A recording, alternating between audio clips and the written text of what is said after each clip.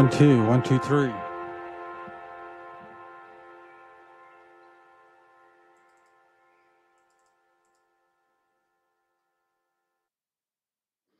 Good evening, live from the Jersey Shore.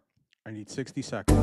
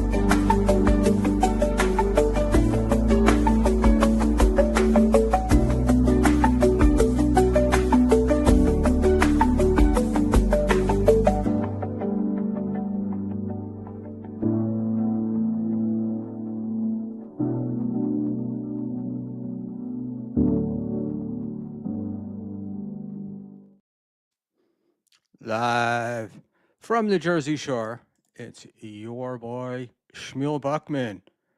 How's everybody's Saturday night? I see Karmic is in the chat. I just saw Karmic on a podcast that shall be named later with Clearwater Chad, and I got to give it to him. Actually, funny. I don't know. Maybe I'm missing something, but I believe that the dude might just have something. So that's the deal. My camera's kind of messed up. We'll fix that in a minute. Maybe this is the minute to fix it. Yeah, that worked. Y'all need to see my background, don't you? Whoa. Ah! Clusterfuck. So I'm using a gimbal cam, and for some reason, there we go. The joystick seems to want to default to zoom and not to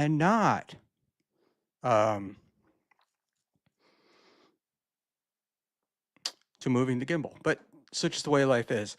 Good evening, everyone. And Chris Mack, I've been telling everyone the Clearwater chat is hilarious for months. When used correctly, right? I'm going to go there and say that. I think that's the answer to the question. The boys are Tukey boys. Those guys seem to be do well with him, and the other folks, you know, some do, some don't. So we will, you know, you never know. You never know. And kids, I'm using super tips for the first time tonight, so I'm just putting it up on screen. If you feel like using it, it's great, but it might take some getting used to for me. So it's just up there.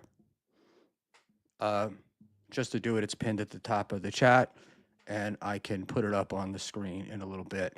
But as usual, one of the problems I've had my entire life is underestimating how long things are going to take me to do. And I underestimated how long it was going to take me to get ready for this stream. And then when I turned everything on, my webcam did not work. So I had to wind up switching all that shit out, and I am now using a Pocket Pro as my camera tonight. And it was on face tracking, which is a little bit weird and hard to get used to.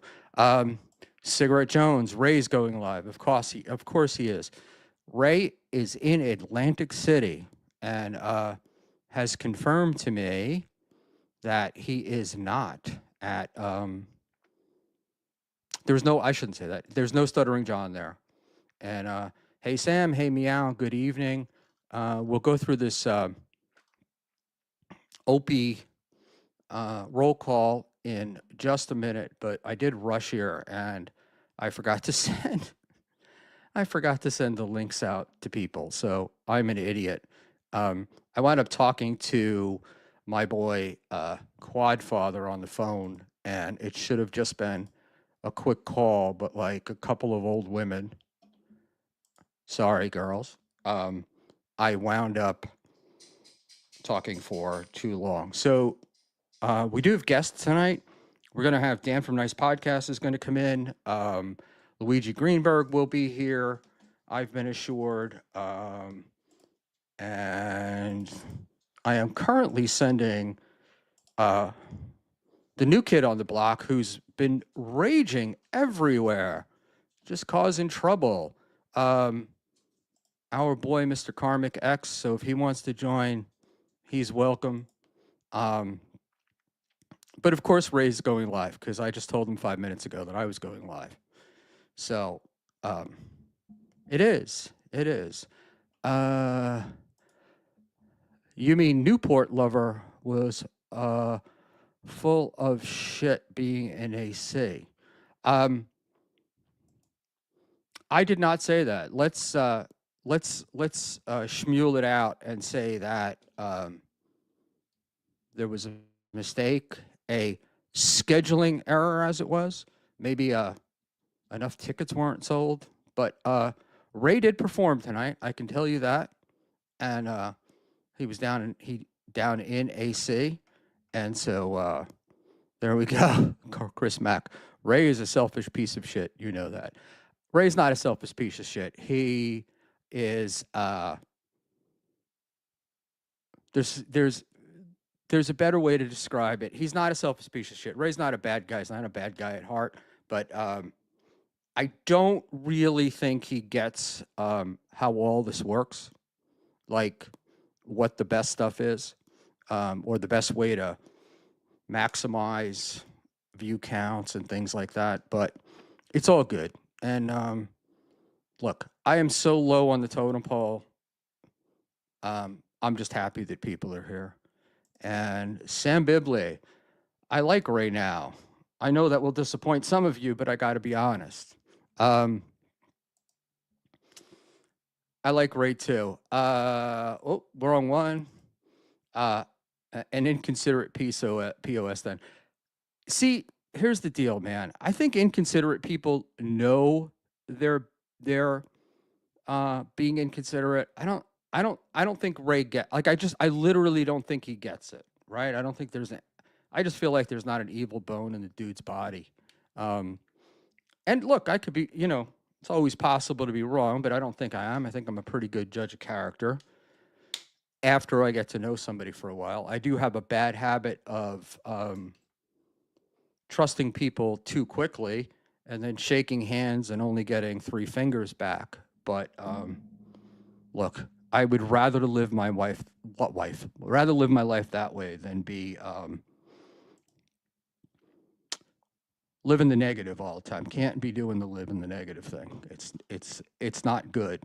And by the way, for all of you that I've been getting a lot of I'm old and they hope I die soon stuff. And I'm saying a lot. It's like 4 or 5 people. Look, man, age is a curse that is visited upon us all if we're lucky. Because I'd rather be this age and be doing this than be dead. So let's just go with that. And we'll go on. So we got Mr. Blue Sky and Pretty Antisocial. We're here.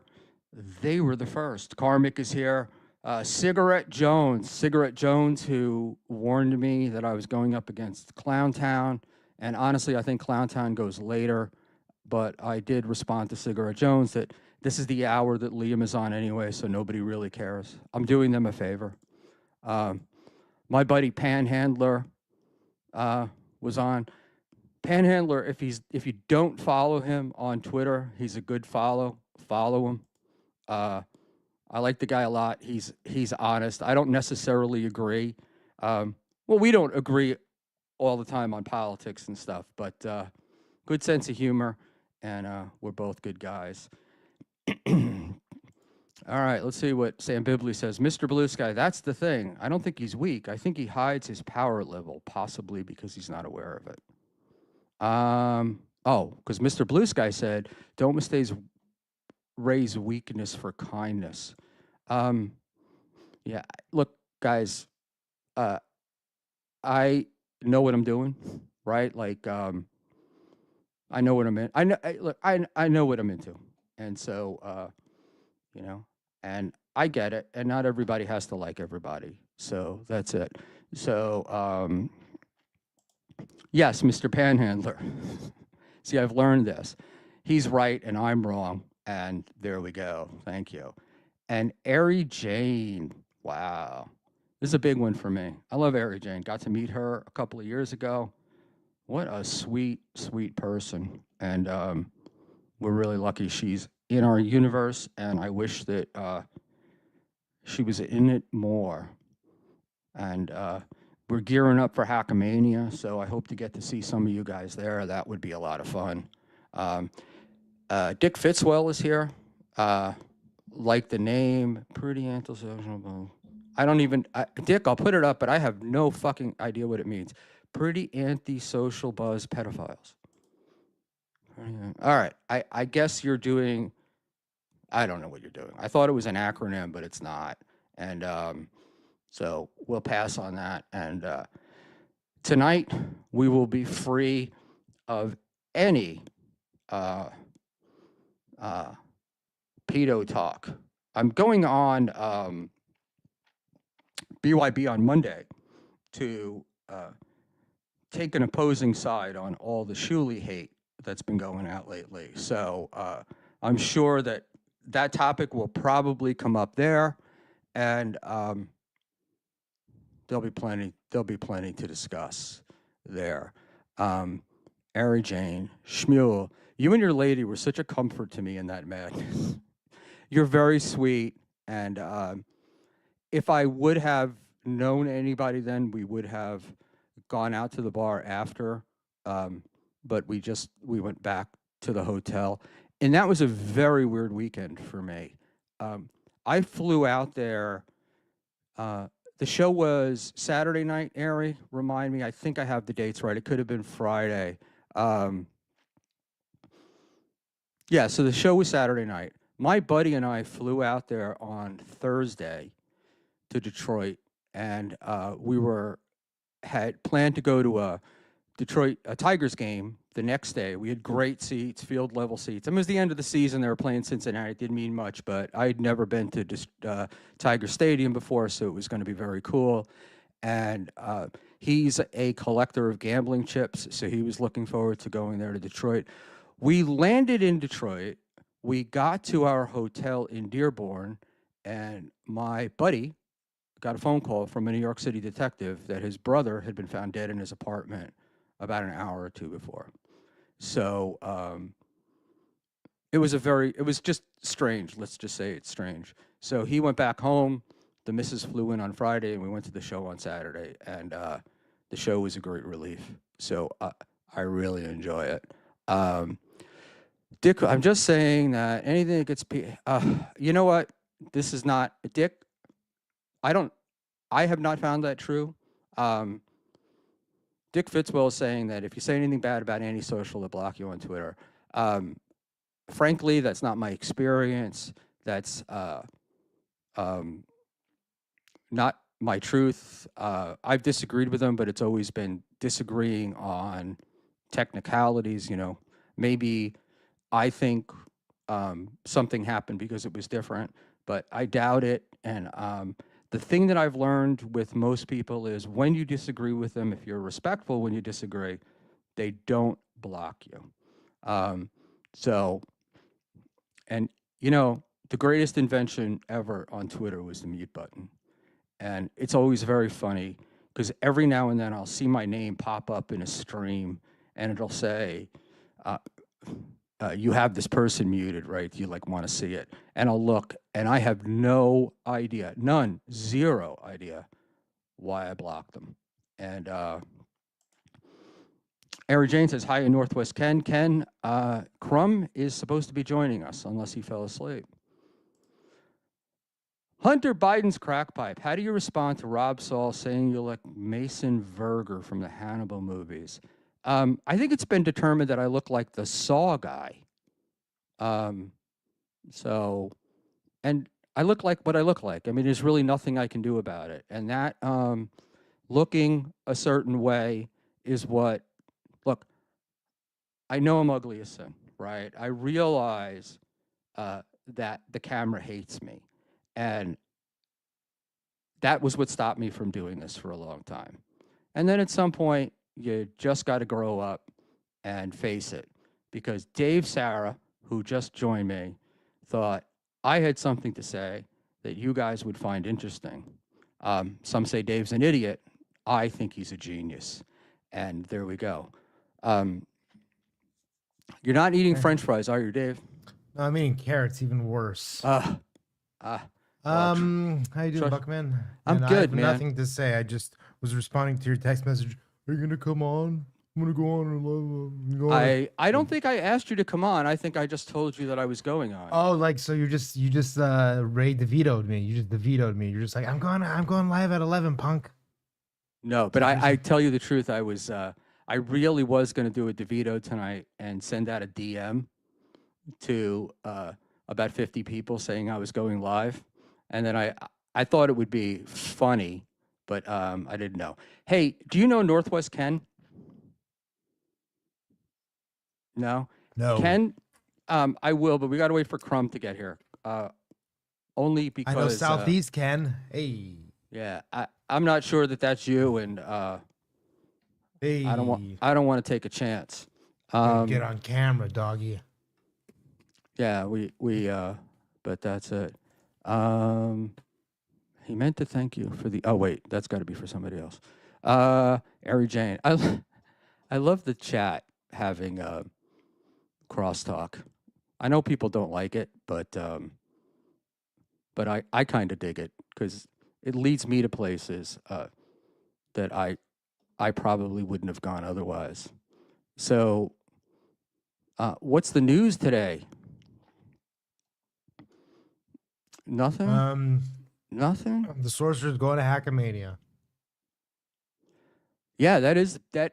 I was really happy to hear that. Now, the sorcerer, I think, is terrified of me, but because I cornered him in an elevator and tried to put him on the phone with you. Hi, sorcerer. I'm Schmuel. Hi, I'm Schmuel. So he's really tall, and I'm not a tall guy, and so he looked at me, and he has these very penetrating, deep blue psychiatric eyes that they feel like they're looking through you. So it's yeah. funny. Once a day, those eyes say, "Fascinating, fascinating." Oh yes. Oh, that's very interesting. That's very interesting. And oh, I got Mr. Blue Sky. Check your super tips. Oh shit! And how did that make your dog feel? Buckman, you look at that. How do I do this, Dave? Very first, Mr. Blue Sky, the very first super tip. Mr. Blue Sky, hola, testing. Hola, my friend. Wow. Hey, we have to Mr.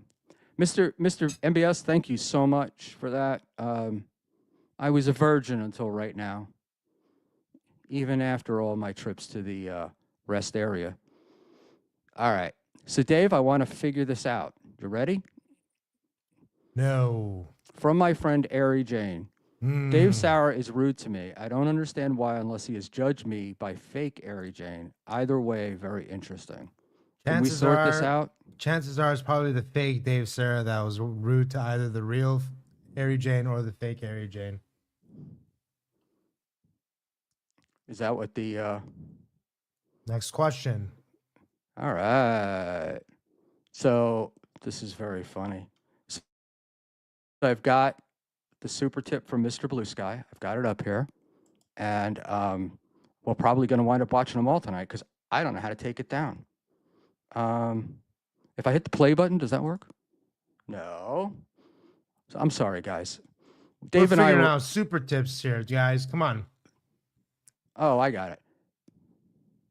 I don't know. Dave and I were up late last night figuring this out, and I'm an idiot, so it was very hard for him to. It's working though. I appreciate him doing.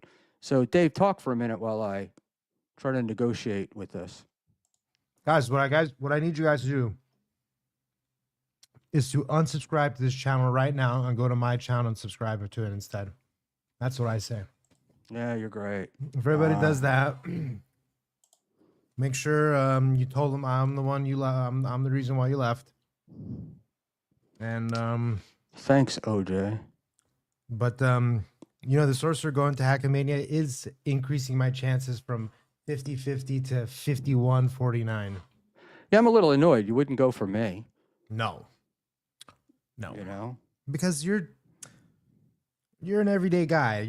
We it already feels like we met. Like you're cool and all, but I don't know if I need to go spend $1,000, $2,000 for you. You're not going for me. You're you know, it's like me and I'm gonna be stuck with you. Other people, and I'm trying to show people that you're not just the crazy fiend that everyone thinks you are. Well, that's the problem. That's the problem, Schmuel. All right, Ari. So Dave says he doesn't think he doesn't think he's rude to you. There is a fake Dave Sierra. There's at least one. Right. And there's a fake rock bottom with Ray DeVito. There's a fake Termacil finishing. I almost sent the fake Dave Sierra the link one night. Oh, that's great. It was in the thing. I'm like, oh, Dave, if you're here, I'll send you the link. And then great. I quickly realized it was like Dave Sierra something. Oh, that's Parker, Dave Sarah Walker. Or whatever. Sam Bibley. Sammy, here's a super tip. Don't eat the mic. You know what, Sam? You're 100% correct. And I had a like $35 mic. And since I replaced it, I can't. LOL. Even the way he said next question sounded rude. I don't even know. We're talking to you. I barely know Ari Jane. I watched about 3 minutes of the Karmic episode. And then the mic started like buzzing up and sounding like the droids from the prequels of Star Wars. And they turned it off. And frankly, I never watched episodes they really did have a you sound and Ray problem. either. I was glad to see her, but they did have a sound problem. No reason to talk shit to you, or I might have called you a cunter, so I'm not really sure though. It's possible. It's very possible. I like Sam Bibley. Schmuel, I meant for Dave not to eat on mic. It's ironic. I apologize. He gets super mad at people, mad at you for eating on his channel. Yes, he does. Hey, man, here's like one of my favorite people in the Dabbleverse. Welcome, Luigi Greenberg. Hello, how's it going? Good, buddy, good. How are you doing? I'm doing well. Thanks so much for having me on. Oh, thank you for coming on. Believe me, you're doing me a bigger favor than I'm ever doing you. So, oh, please. What do you call it? I'm not a fan of the being modest and stuff, but I have to admit that I've sent people links and they've come on and I've been blown away by it. I'm like, wait, right? And then hearing my name on other shows, I thought was very funny. So it is. It's weird to begin with when people are talking about you. I totally admit that. It's still kind of shocking to me sometimes. Yeah, I got earlier in the chat, somebody said I look like someone from the movie Hannibal, and I was like, no, I've been told I look like the guy from Saw. And last week was listening to Tukey, and then all of a sudden their topic was Schmuel looks like the guy from Saw, and Tukey didn't know it, believe it, and Cardiff showed him the picture, and they had a good laugh, and so did I. So. I think I saw that actually. Mason Verger. It's Gary Oldman. They're saying you look like Gary Oldman. Gary Oldman's a very well accomplished actor. Take it for that. If you guys have not been watching Slow Horses on Apple Plus, you are missing Gary Oldman at his finest. Um, he plays a MI5 agent, and he's running an office called Slough, Slough House, which they call Slow Horses, where they send all of their reject agents that they can't fire, but they don't want to have. And Interesting. Gary is one of those guys, and the book was fantastic. And then I got to read the movie. Then I got to watch the TV series, and it's great. And the episodes are great. And what's really interesting though is in the first episode, I don't know if you guys ever watched the Alfred Hitchcock, Jesus, what's the movie? What's the big Hitchcock movie that I'm Vertigo? blanking on? No, the other one with the stabbing. Psycho? Psycho, right? So I don't know if you guys saw it, but there was a Psycho with Vera Farmiga on Netflix. Oh, yeah. With the son, she did the thing with the son. The son's girlfriend is grown up a little bit, and she's now going to play the love interest of one of the lead characters in Slow Horses. And right at the same time, she gets killed off in the first episode. And it's like, why would they kill her off? It was good. Her character was good. She got, not Game of Thrones, but the Dragon show on HBO. She's I thought that is Game of Thrones. A dragon bitch. The one after, there's a new one. The Either prequel to Game of Thrones, I think. And I don't know. she's one of the princesses in there, and I'm like, House of I guess Dragon. I would have taken House of that Dragon. too.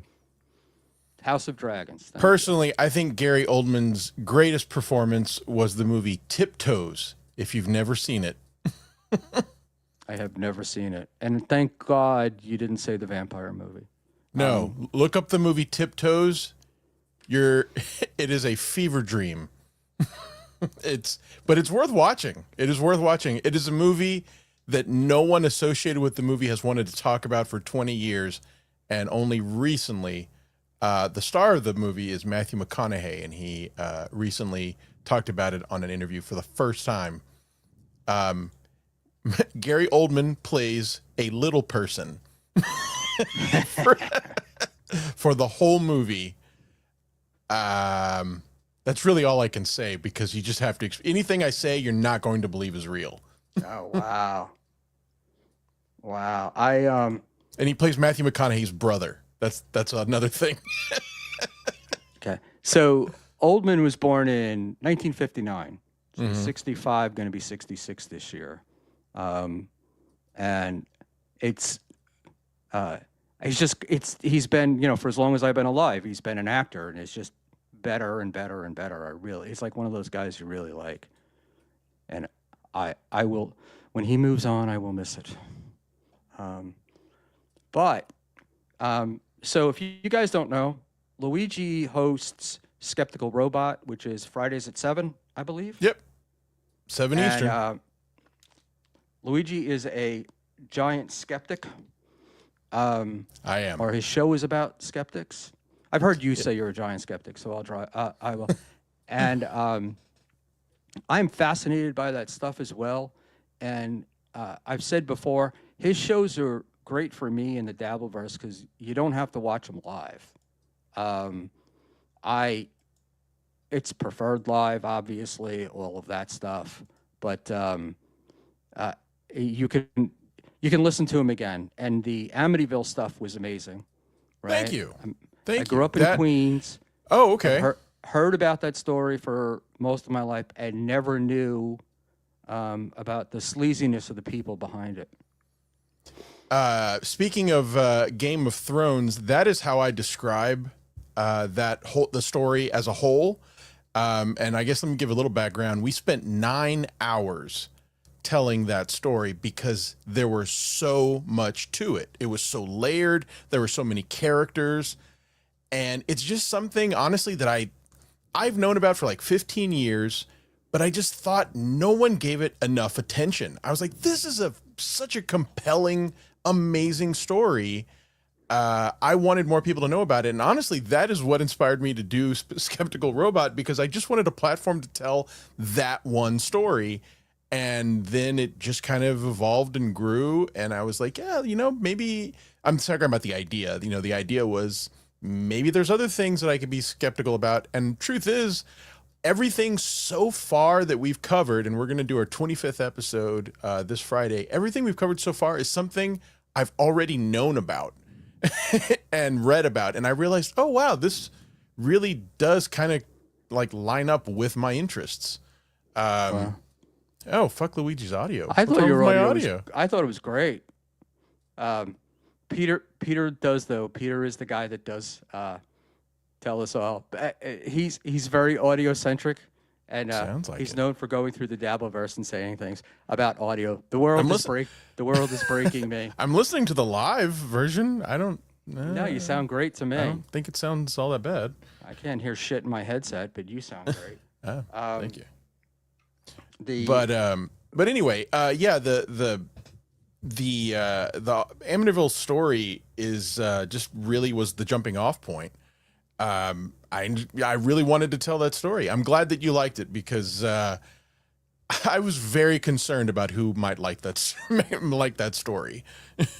So, well, the reason why I enjoy your take is because you go in depth, and to use a word, it's intelligent, right? So we're not just getting the bullshit clickbait kind of stuff. mm-hmm. And you do tell us where you're coming from, right? So it's not like is it Lorraine? Is that the Lorraine and Ed Warren? Yes. Yeah. And so we know how you feel, right? So you're not trying to surprise us. I'm very biased. Yeah, because my wife loves to watch those like true crime stories. Yeah. The Dateline and all that, and I'm always like, well, I could just look it up, right? Like I can read about it in 2 minutes. Like, so there's not any of the teasing of stuff. It's actually, as it's happening, you're getting it. It hasn't been fucked with, to say the least.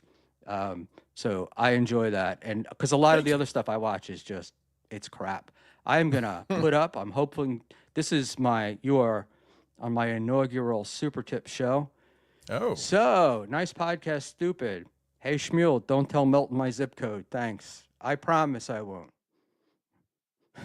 Okay, Dan. And Dan, you have the link. Everybody's a comedian. But I will talk about the super tip system later when we move on from this. So part of the reason why I had you on here tonight, not even on, was I was thinking about you today, because you and I have talked about, I have a special interest in fake pastors, fake ministers. Yes. Faith healing guys, grifters, prosperity gospel guys, and all of that. And I think I sent you a video of Todd White. Yeah. All right. So for those guys who don't know, and I don't do video, so clips. So Todd White is a pastor, like a mega church pastor, and his big thing is leg lengthening. He'll pull you up. He'll walk up to you at like a street fair or in a mall or whatever, and ask you about Jesus. And then, what are you doing, Dave? And Sorry about that. That's all right. And watching Ray? Come on. That now. was because Ray's streaming at the same time as I me. know, So I'm kidding. Dave thought it would be funny. I've been on Ray's I'm show. I don't have any problem with Ray. I'm just loading up in case anybody maybe just Hey, having can the you background, being a good producer here. Dave, Yes, sir. are you Yes, able sir. to put our names up on? Yes, working on it now. So sir. Luigi Greenberg and Schmuel Buckman. Thank you. Sorry. It's okay. It's a good question because people are asking who you are. This is Luigi Greenberg, and we're supposed to have your name and your link up there. There we go. All good.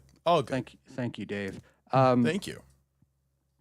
Yeah. So Todd White, is this guy. Basically, what he does is he walks up to you and he tells you that, you know, the problem with your soul is that one leg is shorter than the other, and he does a fake leg lengthening. It's a very simple illusion. I've seen several pastors do it also. Yeah, it's just basically just pushing your hips one way, making it look like one leg's growing. It's dumb, it's stupid, but yeah, I know their tricks. I know what they do. And we haven't really delved too deep yet on our show on faith healers and televangelists yet, but it's definitely going to be several episodes. We've talked a little bit about one particular one, Peter Popoff, which falls right in line with what you're talking about. Right. Peter Popoff, for those that don't know, was exposed by the Amazing Randy, and who I think has died over the last couple of years. And the Amazing Randy he's a magician, and he spent his life, or his work was exposing frauds. Yep. And he was a professional skeptic, and what got him into it was basically taking up the torch for Harry Houdini, who it's a long story, but basically magicians who have seen people claim to have spiritual powers by simply using the magician's tricks, and the magicians take it offensively because it's money coming out of their pocket using the exact same skills, but lying to people and saying that they're coming from a supernatural source. And James Randi just had this idea that maybe Peter Popoff was using an earpiece, and he took a team of people with some radio equipment to one of Peter Popoff's, I guess whatever you call them, summits or conferences or whatever. He was appearing at some stadium or something, and recorded and found out that he in fact did have an earpiece, and his wife was telling him what to say based on cards that they had the audience fill out prior to the show. So it looked like he was having, you know, some sort of information fed to his brain about people's, you know, addresses and ailments and everything, and looked, you know, like he was, you know, talking to God, but it was all just an earpiece. And then James Randi saved it and played it on the Johnny Carson show. And within, I think, a couple of months, Peter Popoff declared bankruptcy, went to prison. Now, the weirdest part of this story is that he's back on TV, still selling this shit, and people are still buying it. It's amazing. He is. Yeah. And he has miracle spring water in yes. little packets, and, you know, the little single-use tear-off packet, and he sends them with a prayer towel, which is a rag, essentially, and you rip open the water, you apply it to the prayer towel, and then you pray to it, which sounds very pagan and not very Christian, but most people don't know the difference. More than 60% of Christian rituals are pagan. Right. But the difference is, and I will say this, is that many of the pagan rituals that have become Christian rituals were co-opted by the church. And I mean, they knew they were doing it. Yeah. Exactly. It wasn't a secret.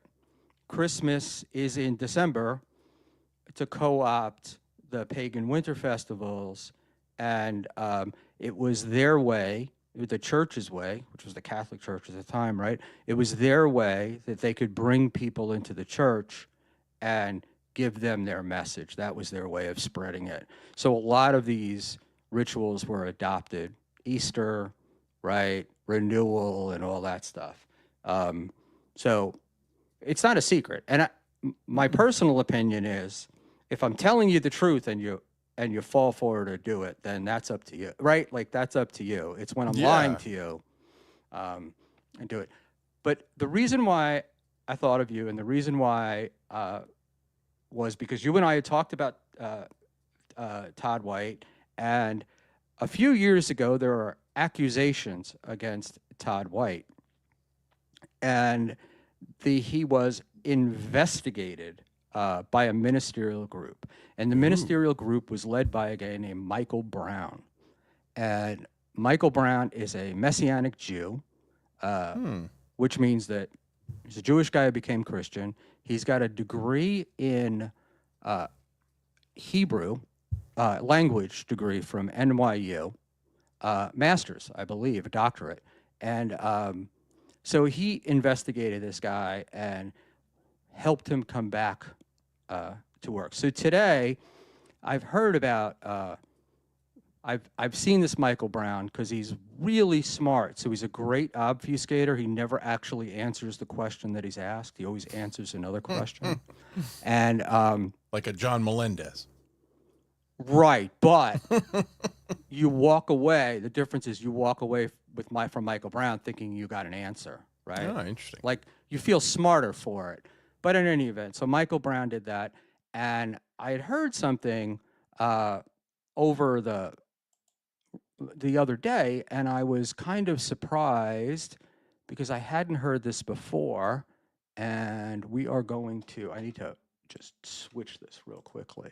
Now I'm going to tell you, this story that you brought to me, I don't know this one. I don't know this guy. I looked a little bit at some of the stuff that you sent me, but this one's just not familiar to me. Like everything that we've talked about so far is something I've put a lot of effort into reading as a hobby for years before talking about it. This one's brand new. Don't know this one. Oh, well, I'm glad that I can give you something new. So Michael Brown, Messianic Jew, he hosts a show called Line of Fire, and it's a call-in show, very popular in the community, and he everybody, he's one of these guys that's always trusted. Well, there was an independent investigation now, the results which became public about a month ago, that he's accused of sexual misconduct. And the people that conducted the investigation are saying that it's legit and it should be investigated further, and he should step down from ministry while these investigations are happening. And of course, he's not doing it.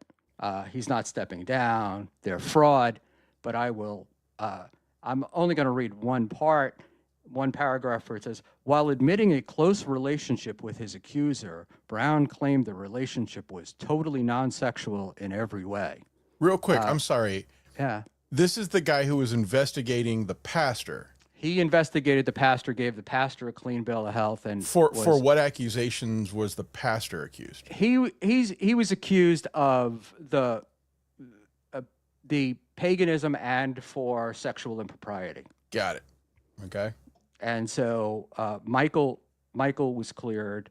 Michael cleared him essentially, helped him come back to ministry and focus more on what he does. And Todd White is as popular as ever. Got it. Like I say, he's big mega church, huge money maker, and still does the leg lengthening stuff.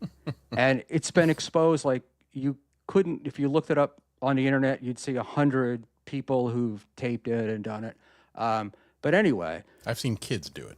When that investigation was going on, people were like, and he was sort of not necessarily, he didn't really clear Todd White as much as it was like, there are some issues, but we're going to work it back, blah, blah. The accusation against Michael Brown is that he is a guy who makes his living covering up for other people. And he came to fame during the Pensacola, the Brownsville revival. And I don't want to get into it, but this was my point, and this is why people become skeptic. So you can see the article on the screen. Ministry Watch, independent concluded Brown's action towards two females were inappropriate and unacceptable, right, for his leadership permission.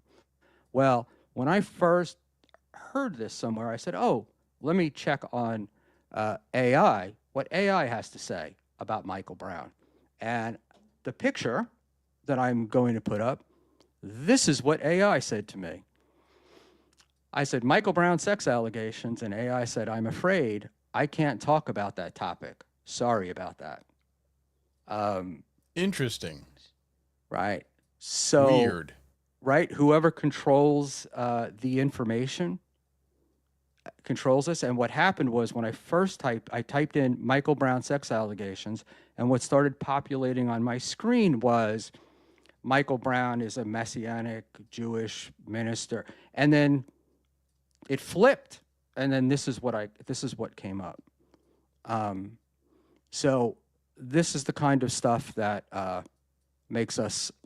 will make us all skeptical, and even the places we think we can get true answers out of, we can't. So that made me think of you today.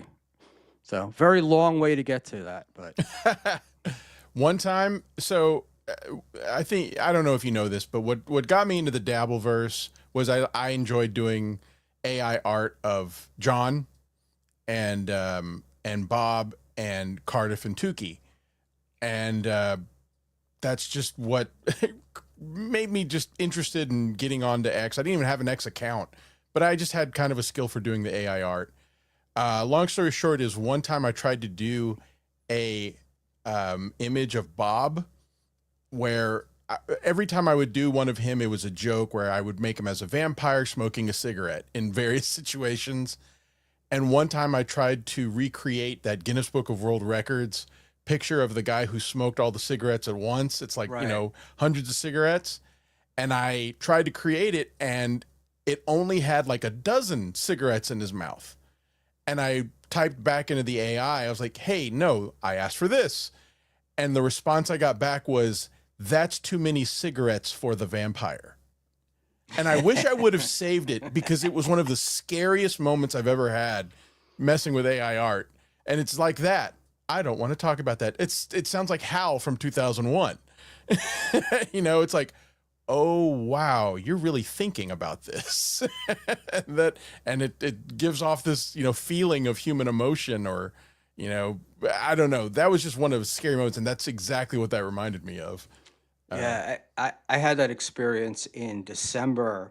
I on Chat GPT, I asked what the name was of Trump's attempted assassin, and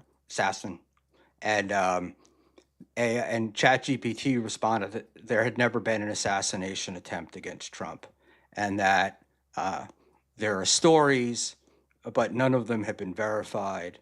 And I was blown away. And then I went over to Microsoft Copilot, their version of AI, and it had the complete story. And this was December of last year, post-election. So it wasn't even like they could try to claim we weren't saying anything. And that's my biggest fear with AI is it's only as good as the data that gets put into it, or what you're allowed to see.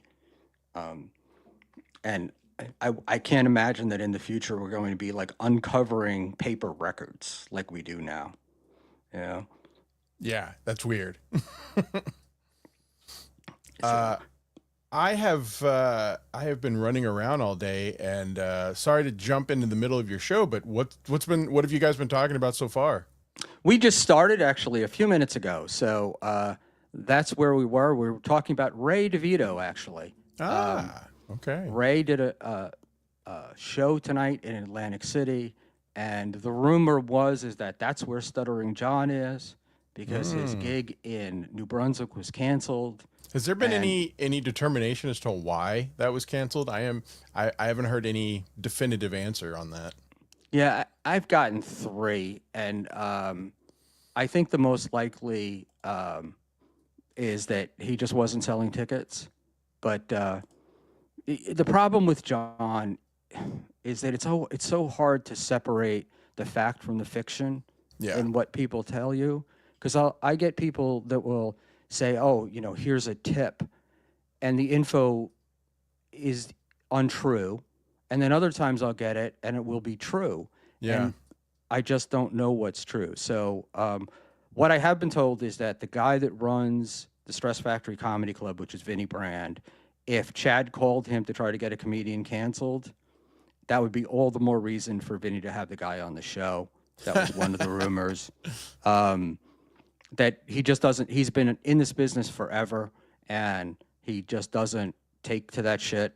And he's had controversial comedians before, I guess within limits. So a Stuttering John having a crowd come after him is not something I think that he's afraid of. But he just, so I would lean on he probably just wasn't selling tickets. And I do know from somebody that worked at ChillerCon last week that he didn't make any money. I have So- been very curious what his profit margin for that must have been. And especially when you think of the fact that he was in a closet. God, I'd love to know. I mean, Yeah. So I don't know what I should have probably asked the question. I didn't ask whether the performer pays to be there or whether performer gets paid to be there. And I'm going to guess that it's a mix of both. or a percentage. I think that is why every person had their handler was a person who counted the money because they have to kick something back. Right. That just seemed like a logical reason for that person who was with John. Right. And the story will end with me making a comment about that person. But I think, from the nearest I can figure, it seems that different people have different deals and different people have different percentages. So I can see that. they'll have like, tier A, B, C, D, whatever. But I don't know what tier John was on. I don't know what his, I have no idea what he was getting.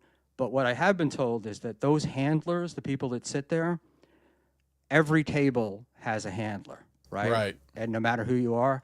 And the custom is to tip the handler at the end of the night. And there was no tip. Because the handler is supposed to we're thinking that the person is there to keep track and take a percentage. That may be part of it, but their job essentially is to help the performer, right? If there's people coming, they're supposed to put them in line, maintain order, not have somebody mobbed. So there's a bunch of stuff that they're supposed to be doing along with it. But in John's case, I guess nobody was coming to the table, and they had nothing to do. But normally what happens is they tip that person at the end of the night, and there was no tip. So one could say that maybe because he didn't make any money, or two, because it's just him. So either one seems to be a perfectly reasonable explanation. Right. And the photo stuff, the way that I understand that was arranged was that was in a separate room where they took pictures, and they, I'll say, polled the audience so they kind of knew who wanted to have their picture taken, and could keep the line flowing and times and stuff. And from what the dude told me, nobody was asking to have their picture taken with them for that $50.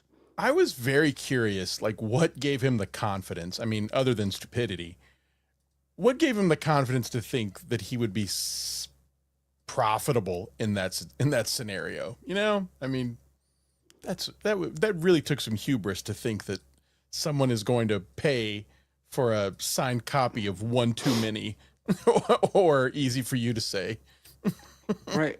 But have you seen John's stage performances? Like, you've seen videos of them, right? Yes, sadly. Okay. As much as they stink, he has all the confidence in the world. Yes, that's true. And so I just think that he thinks that he's a draw. And I'm sure and he's that guy that can walk up. I'm 100% positive, and it's just a guess, but that he's the kind of guy that can walk away and blame everything but himself. Right? You didn't set it up right. It wasn't. I feel like done that's right. fair. I feel like that's very fair to say. Right. And the last thing that I was told was that the organizers, the people involved in the event, were not happy with his appearance in dress and attire. It's funny. I have not heard that, but if that's true, it just wouldn't be surprising when you think of the fact that every picture he took with other people who were appearing there, they all looked like they took it seriously and were on the clock. He looked like he had just stumbled out of bed. Gummy Chainsaw has an answer for us here. The two main formats are a percentage or just a table rental fee, sometimes both, but that's not common. It depends upon the convention. Makes sense. That is the producer of Skeptical Robot there, Gummy Chainsaw. And the creator of Dabbleverse Wrestling. Yes, yes. And our WWE intros for our guests. He is a mad genius. Please support him and check him out. He's amazing. The Pretty Antisocial Girls were singing his praises the other day. Yep. So, Gummy, the question that I would have is, you said two main formats, a percentage or just a table rental fee.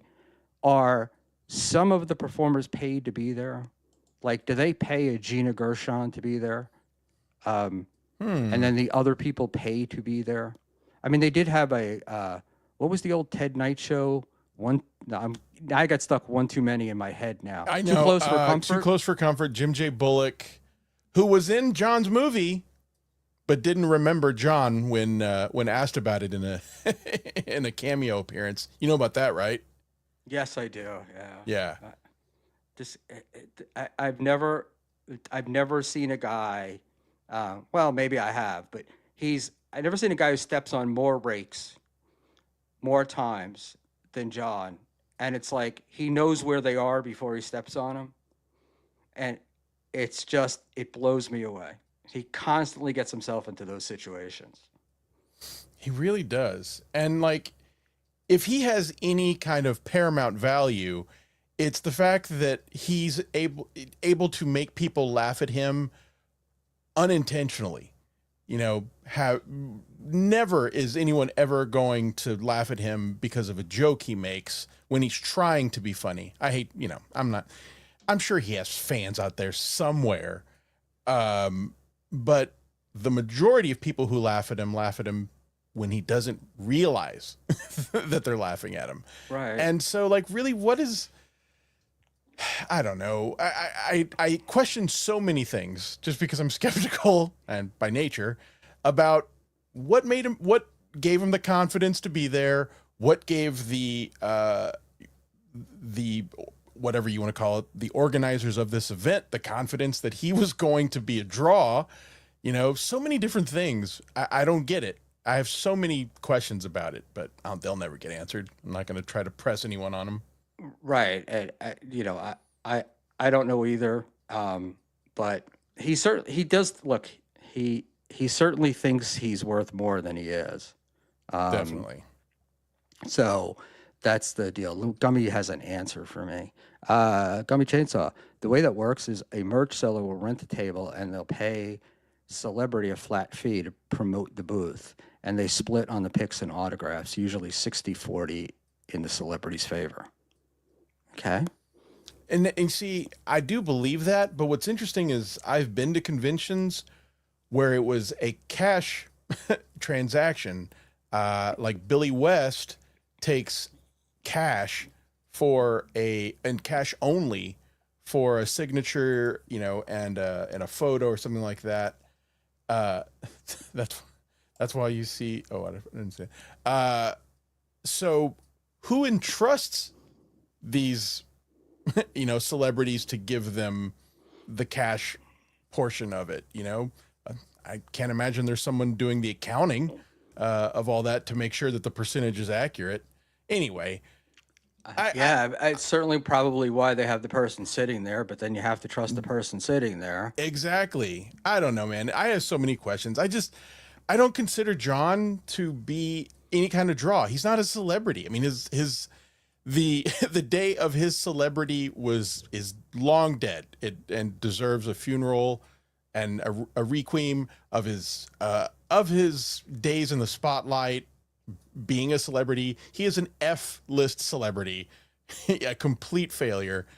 So for anyone to think that he was a draw, I just don't get it. I will say that he was in Atlantic City a year ago, 2024, not 2025. And now it's Atlantic City, so it's Stern area. People did know him and recognize him. Yeah. Now, they were surprised by what they saw. But yeah. I don't know that they would have paid to go see him. But he amazes me. I'm always amazed at these guys with just this level of confidence that I would never have. Yeah, I'm the same way. It's pure hubris. And what's so funny is like watching the stages. I'm a big Schmuel fan. I don't hide that. I think it's pretty known about me. I follow a lot of stuff that Schmuel does, and I love following the blunder years and the things that they follow of John's career. And you literally see his confidence grow over time for no reason. He somehow got an ego that is so misplaced. But basically, he just jumps out in front of people now with that same bravado and that same hubris that he had by riding Howard's coattails and having the Howard Stern name. All of that is gone, but somehow the ego remained. I mean, he's really just a great psychological study. He does belong with Wendy saying, I'm from a retarded planet. like that guy that did the interview with him who drove him home from the convention literally said, I thought you were a whackpacker. Right. And I mean, that's how the world sees him, but somehow he doesn't see it. It is amazing. But he's always had that ego, right? But that's what I'm saying. It's so misplaced. Yes, he has. I just don't know. I don't know what led him to believe he was worthy of that ego. Because, look, we all know the story that he got hired sight unseen, right? There's a guy with the stutter. Howard says, hire him, right? Sight unseen, no meeting, no interview. I want him for people to laugh at his stutter. Right. And yet, if you listen to him tell the story, he earned that position. Yes. I mean, and it's so verifiable and confirmable that he is wrong. And that's something, and honestly, it blends in well with Skeptical Robot, in that a question that we're always asking is, do these con artists believe their bullshit? And that's something I'm frequently asking about John is, does he believe his bullshit? Does he know he's lying? Does he actually believe this? We'll never know the answer, but I mean, no, and I don't know. I'm going to guess that the answer, just from a life experience, is that it's a continuum, and some completely know they're full of shit, and there's others that actually believe it, and then some who drank the Kool-Aid and were convinced of it. Right. Yeah. And because the thing I always asked about John was, when you're lying in bed at night and you're looking up at the ceiling, does any of this reality hit you? And it doesn't appear like it does, but maybe he just drinks away that pain, I wonder the exact same thing. And I honestly do wonder if there have been more than one time where they, Schmuel Show has played like video of John, where I am convinced just by the visual that he had just finished crying. There's so many. And I wonder, was he just cooking beans, doing something completely, mundane, and just broke down in tears on the floor? Because the truth is, if he was, it wouldn't be surprising, because you think, man, maybe reality's setting in. But it never does, right? But he never takes. But at least he never lets the audience think that he is. I don't know. Right. I really just do kind of hope he has those moments of reality, but I don't know if he does. Yeah. Peter Sky Parker, are we seriously talking about Stuttering John? We're trying to look at the big picture here. So I hope what Luigi and I are doing is we are talking about John, but I think we're really talking about personality types. And more like, it's very Aaron Imholt-esque. I don't know how much of the steel toe stuff you're following, but I'm not into steel toe. I understand that people do like him. It's a weird one to me that there are people who are fun to laugh at. There are people who are not interesting enough to laugh at. And that's where he falls for me. I'm just like, I'm not interested in this guy's life. And honestly, another thing is that I've said it before is that he has this very strange cadence to his voice where even if he's telling you something that you know to be true, it still sounds like a lie. Like if he was telling me the weather, I'm like, he sounds like an alien repeating a script thinking this is how humans talk. And, you know, it's just inhuman, the way that he talks. I don't get it. It's weird, but with Stuttering John, you know, it's funny. I do kind of want to make a connection here is that we've made connections on shows of con men, cult leaders, people who, you know, bullshit and grift for a living, and they all have a pattern of things that they do, and they fall right in line with stuff that John does. And from what I understand, like Aaron Himmel does, which is gaslighting people, you know, telling stories without any kind of verification, telling vague stories about people who told them they're great, but we don't know who those people are and there's no way to confirm it. You know, telling stories and saying, oh, this person can confirm this story, but unfortunately they're dead. There's so many just things that cross over. And this is why I think that my interest in Stuttering John, you know, also has like this cross promotion with exposing grifters that I like to do. My wife is like, she just doesn't understand my fascination with Stuttering John. But I think I'll tell you where I think for me where it comes from. So I had an aunt that when she died, she had $1 million, right? And I was the executor of her estate. Mm-hmm. And the year before she died, she changed the will, and I became the executor because the prior executor had died. She decided to change the will, and she wrote people out of the will. Mm-hmm. Right? She changed it. She wrote people out of the will, and I called those people and I said, "Listen, you know, and so she's about, you know, she changed her will. I know you've had problems and I know you've had difficulty with her. So you might want, if you're thinking about making amends and doing stuff, this would be the time to do it." And I had her permission to do this. And I think she may have done that to try to get to clear up things with them.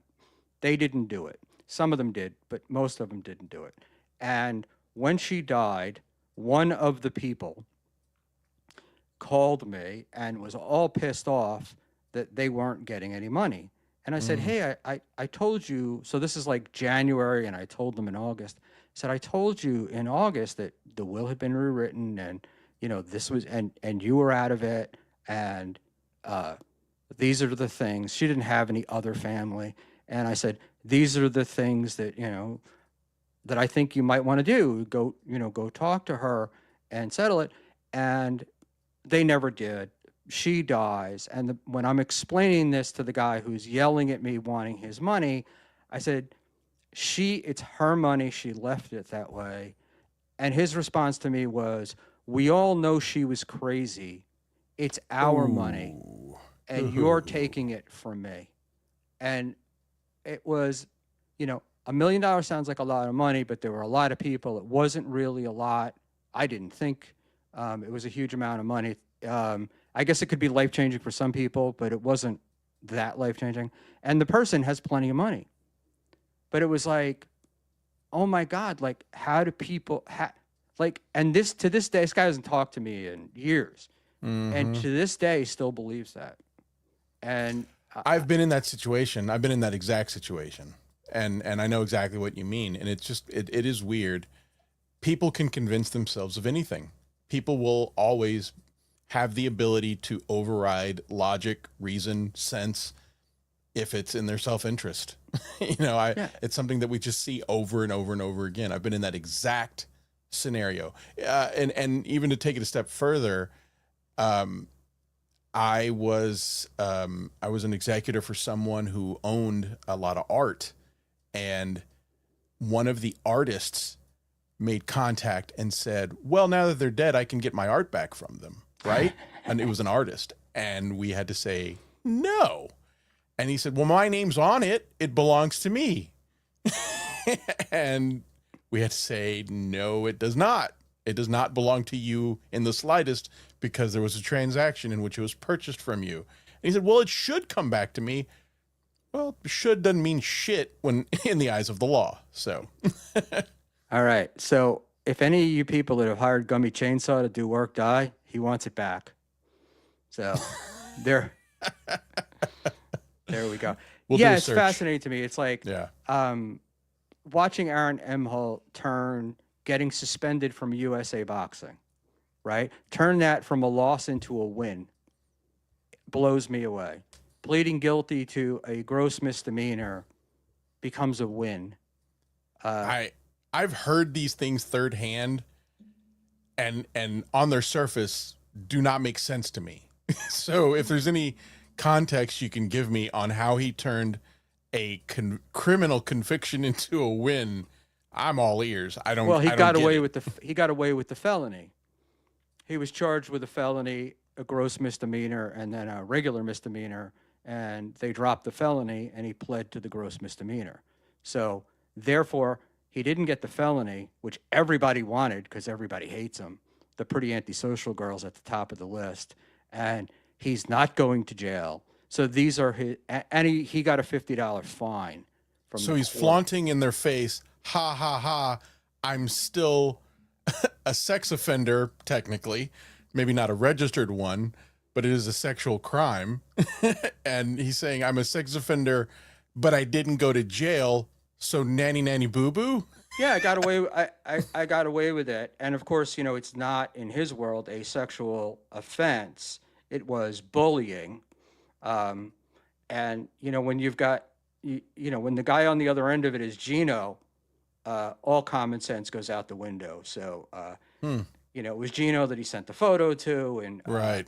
it's like this can't get any more insane, right? And it just day by day, everything just changes, and he somehow wins.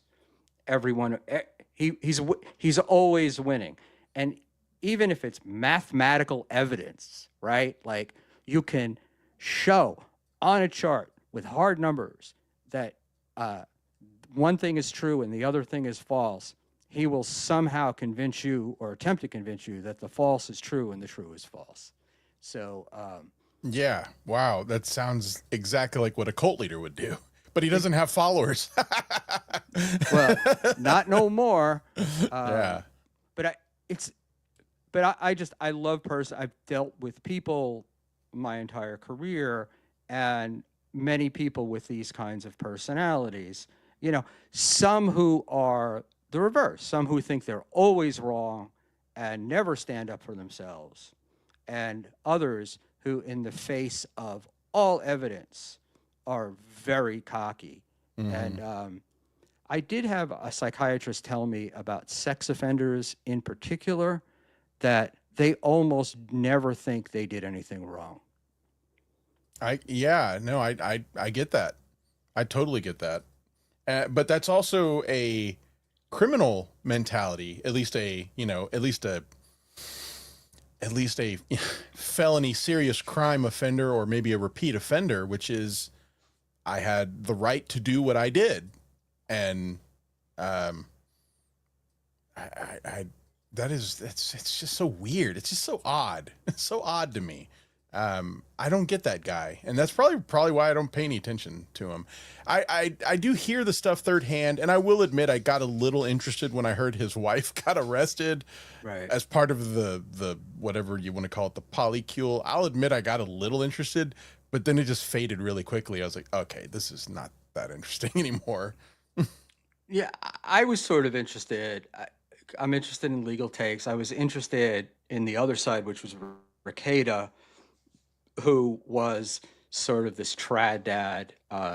But I believe people call him, if not the inventor, he's the guy that created or helped create the LawTube universe of these watching trials on YouTube and getting super chats and collecting money.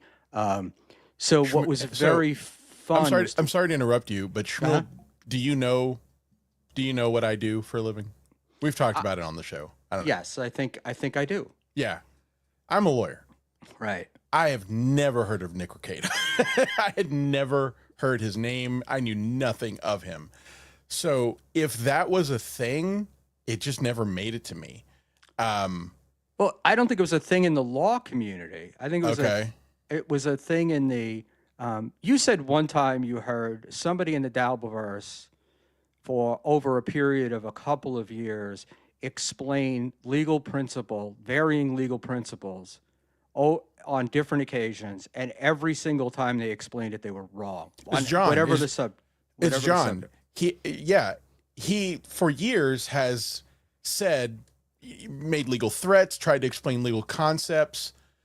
Not one single fucking time has he ever described anything accurately. Not once. Right. Now, I realize a lot of that was because Vince was feeding him stuff in his ear to feed him confidence pills and was essentially lying to him. But whenever you know that he's doing research on his own, it's pretty obvious if you can understand it. Like, you know, like I'm saying, like if you're familiar with it, you can tell when someone's giving him information and when he went and looked for the information himself. That is pretty clear. But in any case, regardless, never once has he described a legal concept accurately. And he's made a lot of legal threats. I think he was making like one a week for a while. And he's made a lot of legal claims and made a lot of, you know, just legal accusations. Never once explained anything accurately.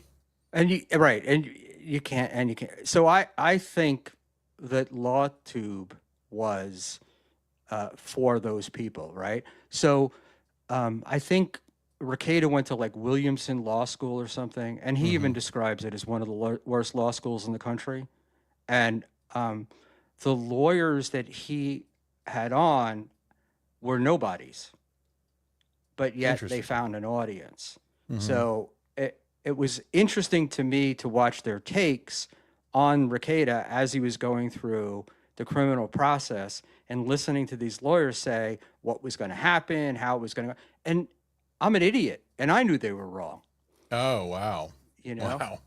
And they wanted to get him. Like they wanted to own him because he built their universe, and they really were making their money because of him. And when he left, a whole bunch of them were caught with their thumb up their ass, not knowing what to do. And this became their big source had been their big source of income.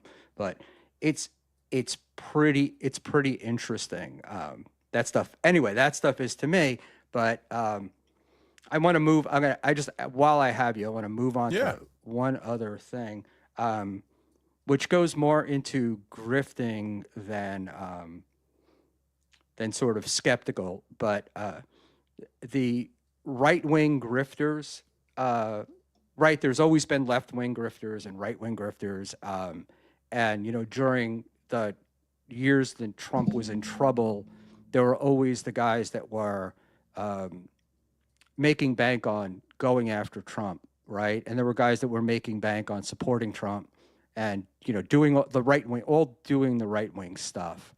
And now that Trump's in power and they're sort of getting what they want, I'm watching this grift. I don't know if I'm explaining it very well, but they're really trying hard to like increase their grift and increase the, you know, they're out to get you, the Epstein files, all this stuff. But this is my question. So do you think that somewhere there's some government depository of all these documents that if they showed up, it would prove all of these conspiracy theories correct? Or do you think we're just pulling shit out of the air? Pulling shit out of the air. And I don't get political. I don't want to lean one way or the other. Yeah, I didn't mean, I wasn't, don't. I was just picking on them, and I know you don't want to get political. And I realized as I was saying it, I was wrong. But it's cool. It's cool. The conspiracy theory stuff makes me insane. Yeah, I realize there is capacity and possibility for conspiracy. I'm not dumb.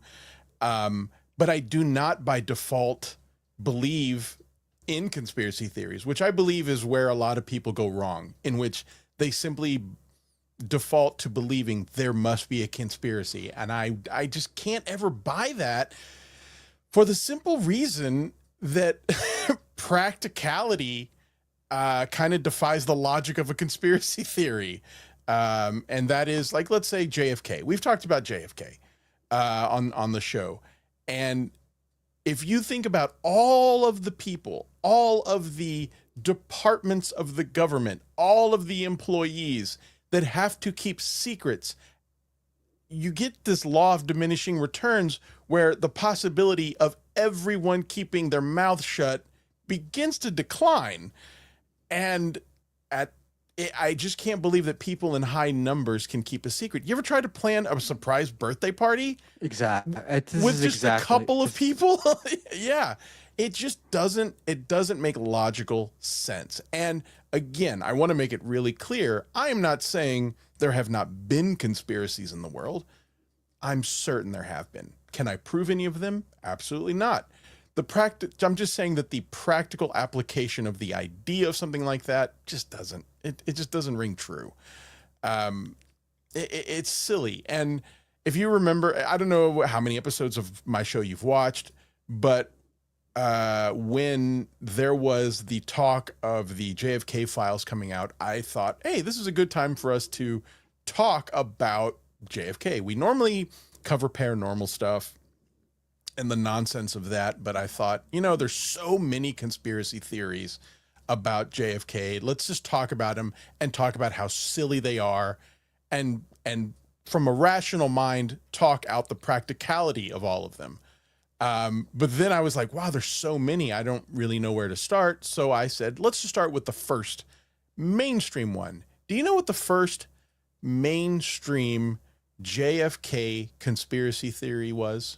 And you can actually narrow it down to what the first one was. I'm not just pulling that out of the air. My thought would be a second shooter, but even more detailed, the first mainstream conspiracy theory was perpetuated by Jim Garrison, the guy that Kevin Costner plays in the movie JFK. Okay. And it was that a rogue group of homosexual former CIA agents chose to kill John F. Kennedy in order to prolong the Cold War because they thought he was too handsome. Okay. I knew about Garrison, and I knew about they had to shave down the craziness of Jim Garrison's actual beliefs in order to make the movie more believable, even as ridiculous as it was. I guess you could say I'm exaggerating a tiny bit, but the truth is Garrison did in fact say in an interview, when asked, why would all these homosexuals want to kill JFK? His response was, look at him. He was handsome. And so when you think of the absurdity of what I just said, where do you go from there? That's so silly and dumb and absurd, but it actually gained momentum. It actually gained steam. People started to believe it. Oliver Stone made a fucking movie out of it and then realized, oh wait, I gotta edit this and not, dwell on it. But he wrote a book, and he wrote this in his book. Rogue homosexual CIA agents. So think about that. That's a conspiracy theory. You've blown me away. But so then I would think that then to keep the conspiracy theory going, you have to move the goalpost, right? So 100%. And as soon as someone comes up with a practical reason, you then have to defend your reason by saying something even more absurd. Well, if someone pokes a hole in your theory, that really doesn't make a lot of sense because of X. Well, there was an even more clandestine group of CIA agents who were covering their, you have to double down and dig your heels in the ground. If you're going to dig your heels in the ground, you have to make it more absurd, more ridiculous. Yeah, there was a rogue CIA agents that hated Castro that convinced the homosexuals that they hated Kennedy, that the mafia was involved. And yeah, we play a lot of actual footage of Jim Garrison talking on those episodes where we talk about it. And what was so funny was my co-host Corndiff was sick that day, couldn't make it. And we had someone filling in for him who is JT, who is I know JT. yeah, JT is the producer for Tukey. Yep, and an all-around good guy. He's a really great guy. And when we asked him to be on the show, he was like, "Oh, JFK is my favorite movie," and we're like, "Perfect." So we play him this video and we say, "Do you remember this in the movie JFK?" And he was like, "Man, I don't remember this. I don't remember this in the movie." And I was like, "But this is the book. This is the person who wrote the book upon which the movie JFK is based on." And he was like, "They cut this stuff out." I'm like, "Yeah, because it was too fucking crazy." And let's not forget, though, that JT is a guy who thinks that sharp is a type of cheese. So we have. I'm not gonna lie to you. I don't know shit about cheese. I didn't think his answer was that crazy until they laughed at him. But he does not know the difference between pizza and stromboli. Right. But look, I don't know where he grew up, but I'd have to take that into consideration. Yeah, same here. So JT's great. I'm goofing on him. He's gonna be on the show again soon.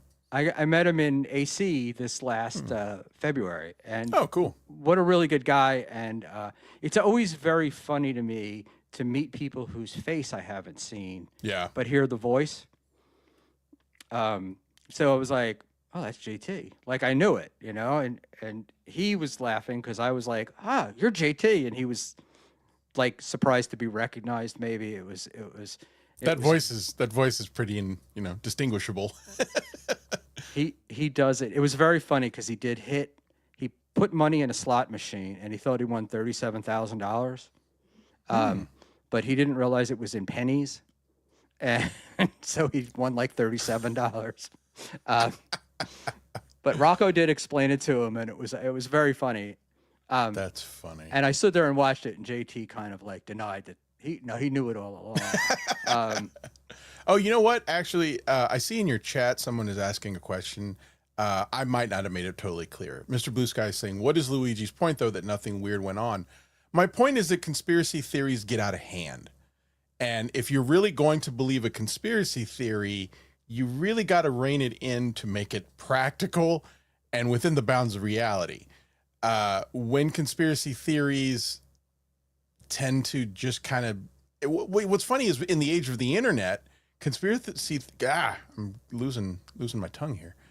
Conspiracy theories tend to gain a life of their own and get a little piece from one person, a little piece from another, ultimately playing the telephone game where it started is not exactly where it ends, maintaining the same structure. And so my point is just think for yourself. When someone just simply by default says there's a conspiracy, you really got to just understand practical application of how things work to understand a conspiracy doesn't usually fit into a murder or some sort of big national secret.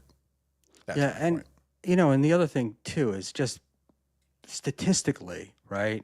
A conspiracy, no matter how many if you have 100 conspiracy theories, some of them are wrong, right? Let's say that 98 of them were legitimate, and there are 2 that are wrong.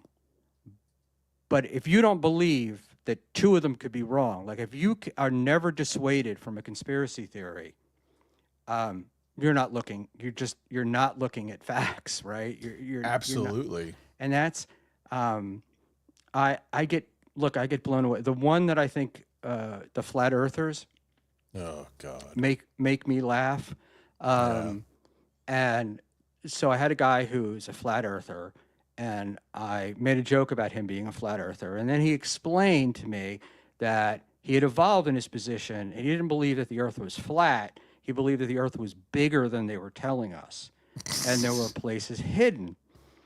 And I just wanted to point out that, well, if it were bigger, then the math, satellites, cell phones, cable length, none of it would work, right? So we'd have to be hiding all.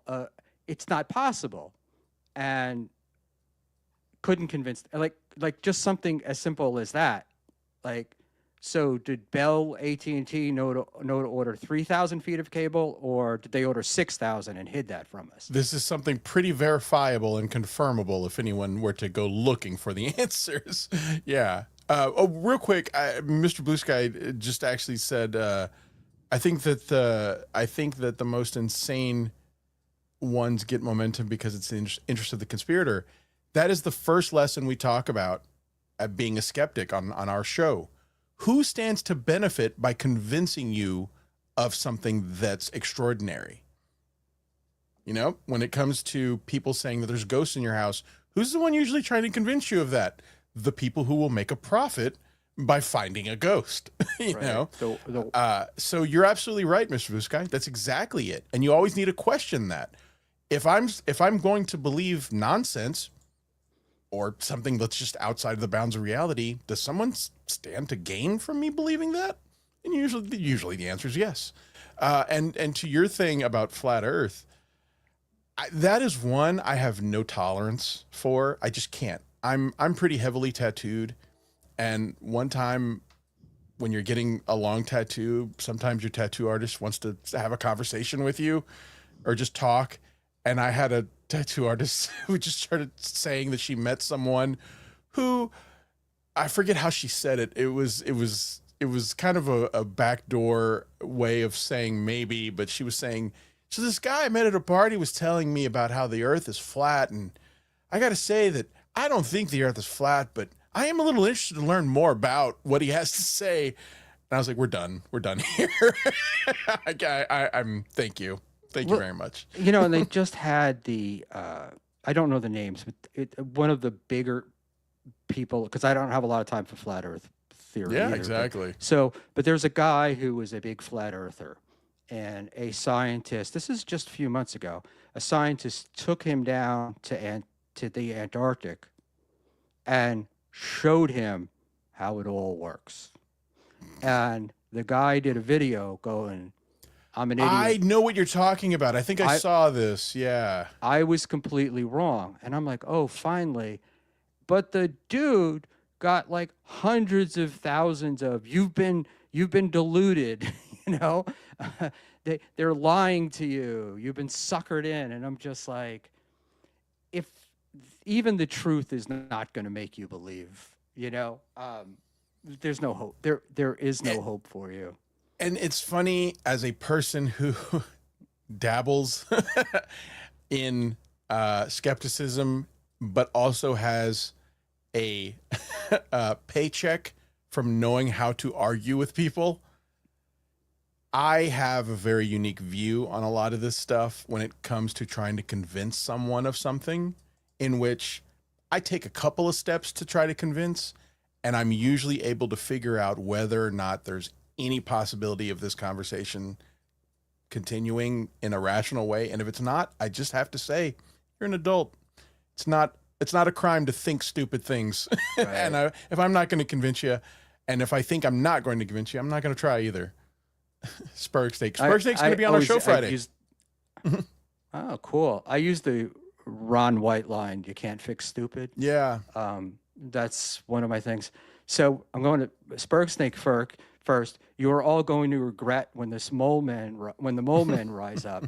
When I was a kid, I grew up in New York City and took the train every day. And we were convinced there were mole men, that there were people living in the tunnels of New York. Now, there probably are 5 or 6, but we were convinced that there were thousands of them. There's just homeless crackheads. And they couldn't see. It was just that they'd evolved and they didn't have eyes. And I mean, it was just, it was everywhere. Mr. Blue Sky, the flat earth theory is even faker than the moon landing. The moon landing is another one of mine, because when they say they faked the moon landing, I'm like, 6 times? They faked 6 moon landings? Are you get it. Right? Are you not like, and again, that's another one where you can show evidence of well, the flag wasn't moving. Or the big one is the stars, like you don't see the stars the way that you would see them if you were on there. And I watched a guy, a scientist, explain film and how film works and how light is transferred to film. And you couldn't, the film that they were using, you wouldn't be able to see them. And he's just covering up, you know. It's insane. It's silly. I don't get it. I really don't.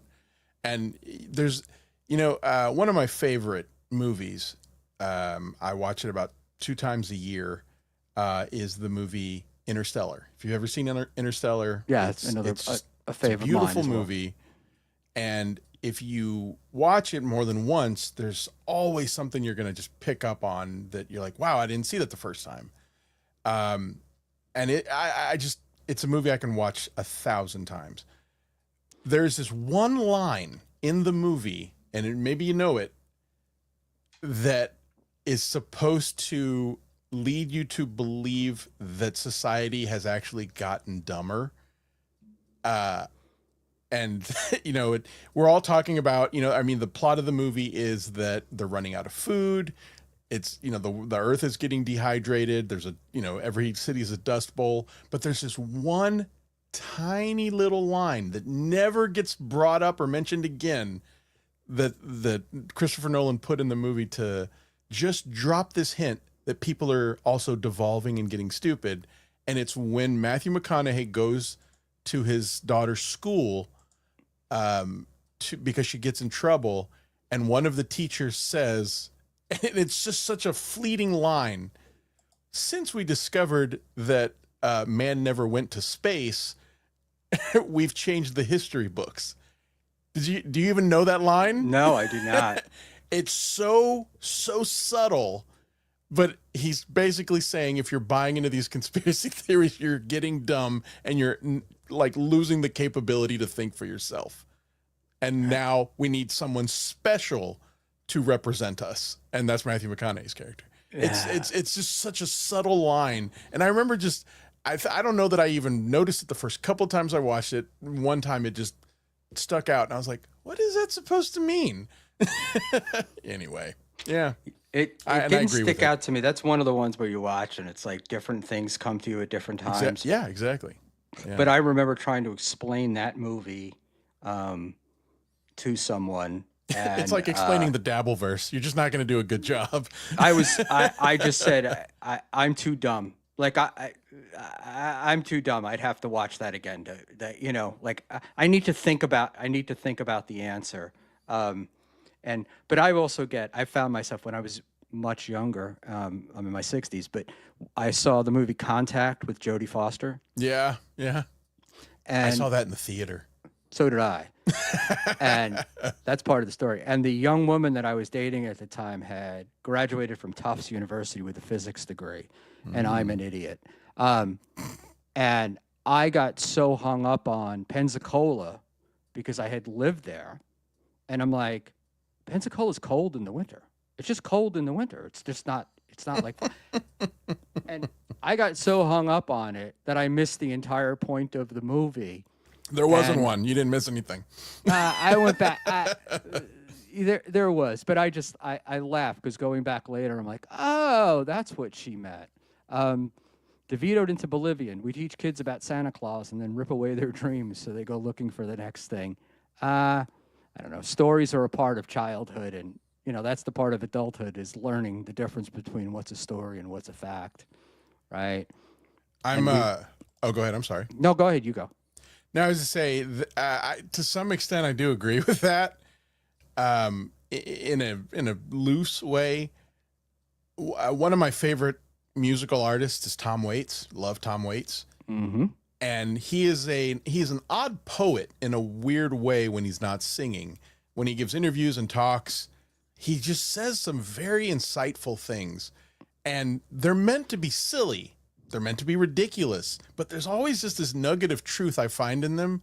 Mm-hmm. And one time he made this statement that I felt applied to so many different things.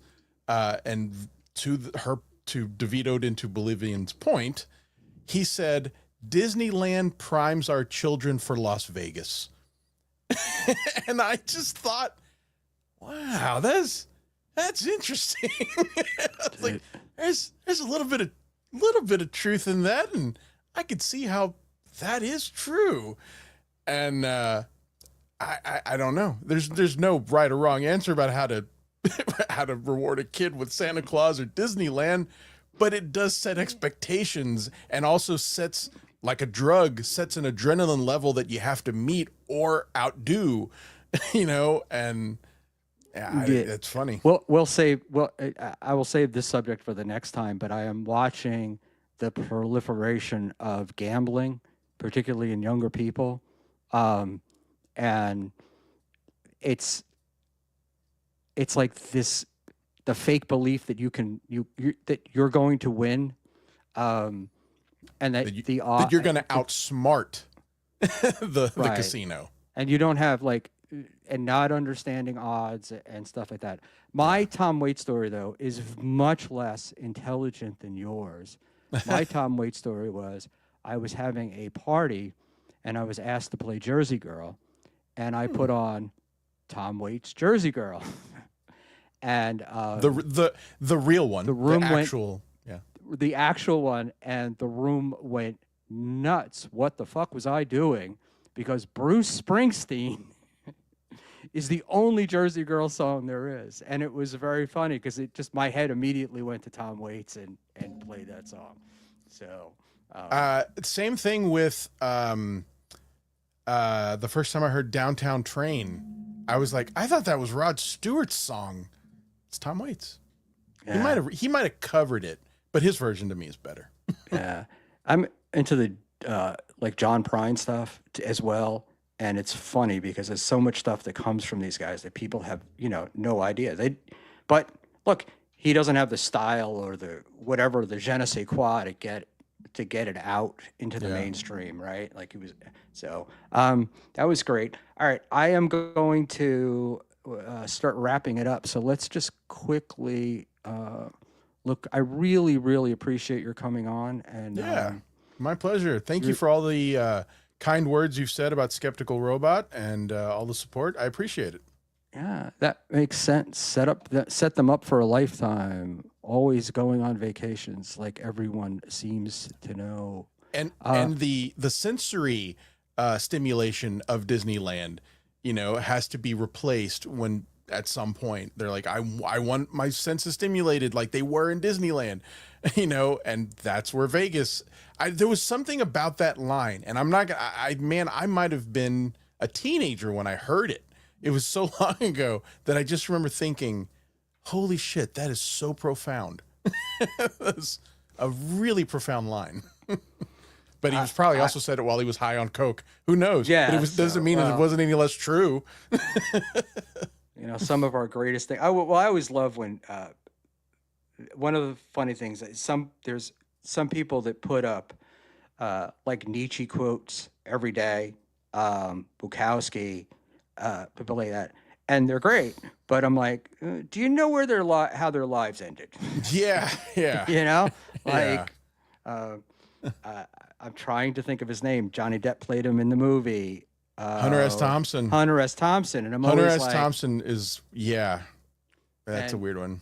That was like my, it was from my Bibles when I was a kid. I read every one of those books. Hunter S. Thompson, though, had one of the coolest suicide notes. I have to admit, it was so fucking masculine, so fucking drop the mic. His suicide note said, "Well, football season is over." Fuck yeah, man. That's a cool suicide note. That's where I learned the term from the Hunter S. Thompson suicide, painting the ceiling red. Yes, and, that was great. But in Hunter, this was like a bunch of, when I was young, it was like a lot of Kurt Vonnegut, Hunter S. Thompson, guys like that. Hemingway. I loved Hemingway, and same story. Yeah. They all had great lines. But, when you're a little kid and you're reading Hunter S. Thompson, some of his more stupid things come out to you. And he used to have a dog that he would yell Nixon to. Yeah. And yeah. he had a big life-size puppet and in the house. And every time he would yell Nixon, the dog would leap and start trying to rip the balls off this doll that he had. I've not heard that. That's funny though. And and it's in my mind sometimes. I can be someplace and I'm like, in my head, I want to yell Nixon. Like That's go funny. get him.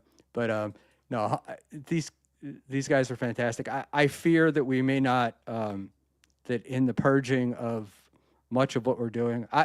Look, I'm in New York. I own a business here, and I can tell you that when I first started, I knew what every high school kid could do when they came to work. I knew what education they had. I knew where they were, and I can tell you that in 2025, I don't have a clue. That like kids that graduate from public high school in New York can't do math. They'll know Columbus was a rapist, which is fine, but they don't know math. They don't know how to read. And it's just, we've kind of sold people on this notion that you can kind of look anything up. So why learn? And, so I think we are getting dumber as a society, that Idiocracy may have been a predictor of the future and not a movie, which is pretty scary. Yeah. And there's a whole bunch of this other stuff, time for other stuff, but the fact that we've given away so much of our privacy for free stuff, and we really, when I was younger, I kind of believed in like these corporate governmental partnerships, and now I've just watched corporations running cities, and it's some of the stuff. The whole thing. It makes me crazy, and there's way too many thoughts going on in this old head of mine. So I'm gonna say thank you so much to Luigi Greenberg. Thanks for having me. I appreciate it. Thank you very much. Watch him, it was fun. and I would love to get together on some of this crazy pastor stuff. So good night, Luigi. Thank you so much. I'm going to hang around for a couple of minutes and say goodnight to the chat. So yeah, thank you very much. Can I plug Skeptical Robot? Plug everything. I'm sorry, I'm not. No problem, man. Yes, please. Skeptical Robot Friday nights on my channel at Papa_Electrico. This next Friday, we're going to have Dylan from Somewhere and Spurg Snake on to discuss the last part of our Bullshido series. And we saved the best for last. This one is going to be absurd and ridiculous. It's a guy named Ashita Kim. I also do Sundays on Hackride Studios at 10 p.m. Eastern. We do Unboxing Eric, which is a show dedicated to all of Eric the Midget's calls on the Howard Stern Show. And we do Unboxing Riley Martin on Thursdays. Check us out, Hackride Studios. And when I do eventually meet you, can you share the secret of the death touch? Absolutely. You have to remember, it's not always in the same place at the same time of the day. Count Dante taught us that there is a certain time of the day that your chi is located in your anus. Okay, and I'm not going to let you answer the question, but what I don't remember from the show was, did Count Dante know where that space was at each time and each person? So don't answer. We're going to do it. We'll do that in the future. All right. He drew a graph. Say that. Thank you so much, Luigi. Thank you. Have a great night. Thanks for having me. Have a good one. Right. Hey, guys, let's finish up with the chat here. And I'm sorry, that one was for me. It's so rare that I get to talk to somebody as knowledgeable as Luigi and get to ask really stupid and reveal my stupidity. But I wanted to, somebody said something. Oh, DeVito'd. That's so crazy in the financial capital of the world. And I think he already left, but somebody's going to remind me to talk about how corporations have taken over in New York one day. And I want to talk about City Bike as an example, but we'll get there some other time. But just running through the chat real quick. Mr. Blue Sky, thanks. Frank, thank you. Dave took off because we weren't talking. We were doing Stuttering John stuff, and he's not really into that. And we probably lost Peter Sky Parker as well. And hey, thank you to. Oh shit! I got another super chat. I guess I have to learn to like play these from the Pretty Antisocial guys. Congrats on getting super tips. We love Schmuel, and thank you so much, ladies. That was great. And thanks for that. I got 3 super tips tonight. Mr. Blue Sky, Dan from Nice Podcast Stupid, and the Pretty Antisocial ladies. And somehow I'll figure out how to integrate all that in here, but I'm kind of used to the free chat and I kind of like it. So good night, folks. It's been a blast, and I will see you all in a day or so. Bye.